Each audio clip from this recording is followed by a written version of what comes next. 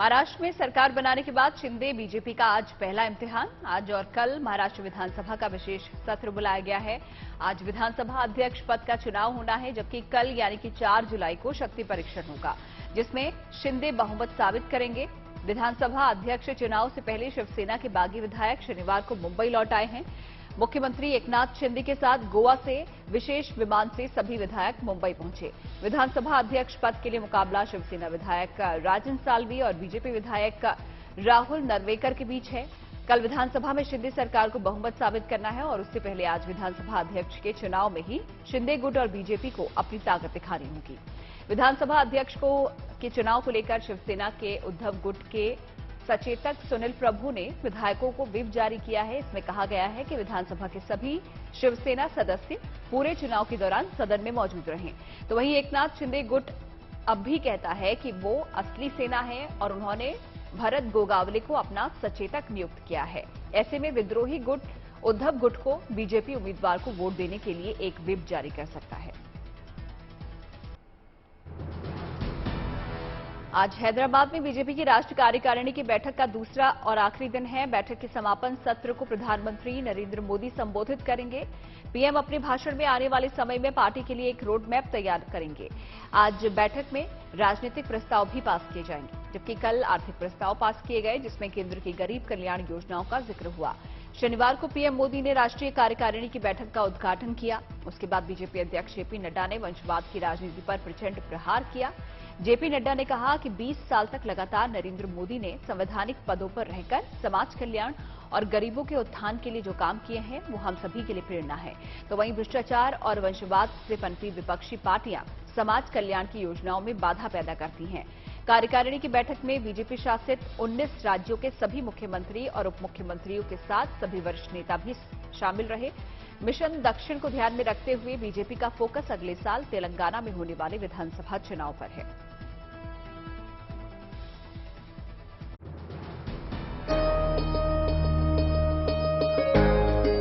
30 जून से शुरू हुई पवित्र अमरनाथ यात्रा को लेकर भक्तों का गजब उत्साह है।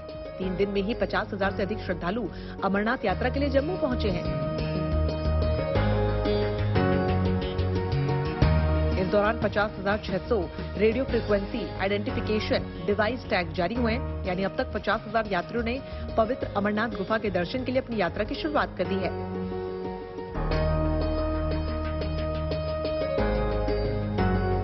माना जा रहा है कि जिस तरह केदारनाथ यात्रा पर भक्तों का सैलाब उमड़ा और रिकॉर्ड बना, उसी तरह कोरोना के 2 साल बाद शुरू हुई अमरनाथ यात्रा में भी भक्तों की भारी भीड़ नया रिकॉर्ड कायम करी।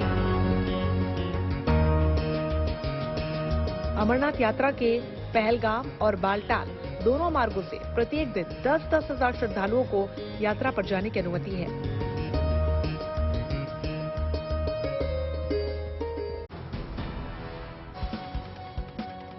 कांवड़ यात्रा को लेकर हरिद्वार में तैयारियां तेज कर दी गई हैं। पुलिस का दावा है कि 12 जुलाई तक सारी तैयारी पूरी हो जाएगी।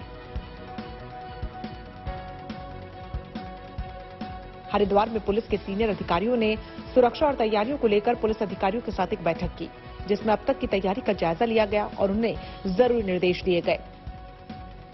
मीटिंग का मुख्य उद्देश्य कांवड़ के लिए जो प्रॉपर होमवर्क है वो करना है।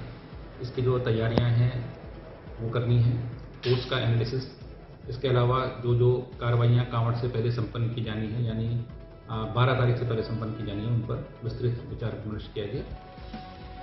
पुलिस की कोशिश है कि कांवड़ यात्रा के दौरान किस तरह का उपद्रव न हो, इसलिए अलग अलग समुदायों के साथ भी बैठक करने की योजना है। पुलिस कोई कसर नहीं छोड़ना चाहती, क्योंकि इस बार 2 साल बाद कांवड़ यात्रा हो रही है और इसीलिए भारी तादाद में श्रद्धालुओं के पहुंचने की उम्मीद भी है।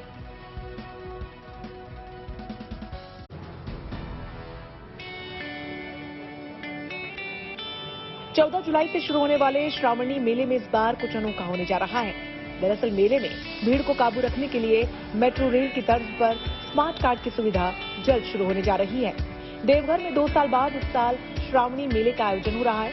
ऐसे में इस बार सावन के अवसर पर बाबा मंदिर में श्रद्धालुओं की संख्या काफी ज्यादा रहने की उम्मीद है, जिसको देखते हुए इस साल जिला प्रशासन शीघ्र दर्शन में एंट्री के लिए स्मार्ट कार्ड सिस्टम शुरू करने जा रहा है। उम्मीद कर रहे हैं कि इससे किसी तरह का फर्जीवाड़ा भी नहीं हो और भीड़ नियंत्रण भी बेहतर हो और लोगों को अच्छी तरीके से वहाँ अंदर जा पाए। दरअसल बाबा बैद्यनाथ धाम मंदिर में दर्शन के लिए लोगों की भारी भीड़ उमड़ती है। हर भक्त जल्द दर्शन करना चाहता है, इसके लिए मंदिर प्रशासन 250 रुपए लेता है, लेकिन सावन के महीने में इसकी कीमत 500 रुपए रखी गई है।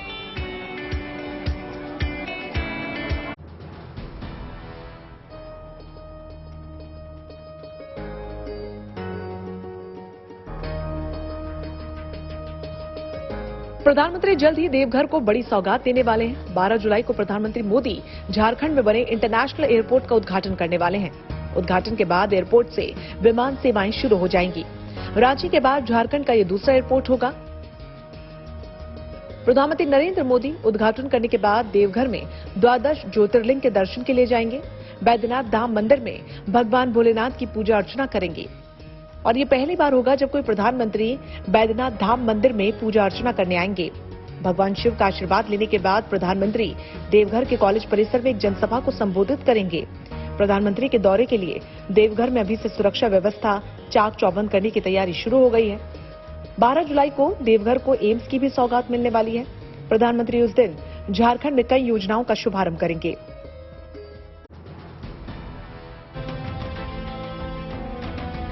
उत्तराखंड के लोगों को जल्द ही एक गुड न्यूज मिलने वाली है। उत्तराखंड में जल्द ही पहला कैंसर अस्पताल शुरू होने जा रहा है। हल्द्वानी में मौजूद स्वामीनाथ कैंसर संस्थान को अपग्रेड करने की कवायद राज्य सरकार ने शुरू कर दी है। जल्द ही इस संस्थान को रोज स्टेट कैंसर अस्पताल में तब्दील कर दिया जाएगा।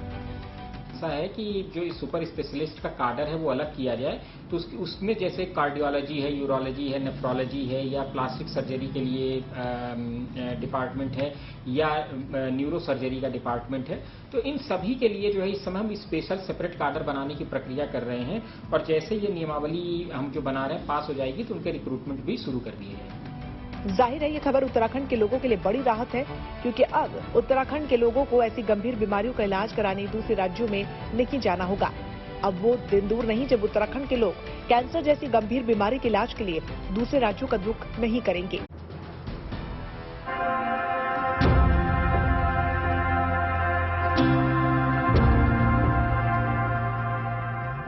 सोनीपत की दो बेटियों ने अनूठी पहल की है। लायशा और कायना नाम की इन दोनों बहनों ने असहाय और अनाथ बच्चों को पढ़ाने के लिए न सिर्फ अपनी किताबें दान की, बल्कि आम लोगों से ऐसे बच्चों की पढ़ाई के लिए और लोगों से मदद की गुहार भी लगाई। वैसे किताब हमने फ्री में दे रखी है, लेकिन अगर कोई डोनेट करना चाहे, उनको ये कॉज थोड़ा अच्छा लगे, हेल्प करना चाहे, तो यहाँ डोनेट कर सकते, फिर हम डोनेशन मनी आगे देते हैं। हमारे पास भी बहुत सारी बुक्स पड़ी थी, तो फिर हमने सोचा कि हम इसको रद्दी में फेंकने के बजाय कुछ ना कुछ इसका यूज कर देते, किसी को दे देते हैं। 9वीं और 12वीं में पढ़ने वाली इन दो सगी बहनों ने पिछले 3 सप्ताह से सोनीपत के पेट्रोल पंप पर एक स्टॉल लगा रखा है, जहां ये पुरानी किताबें दान कर रही हैं। साथ ही लोगों को डोनेशन देने के लिए भी प्रोत्साहित कर रही हैं।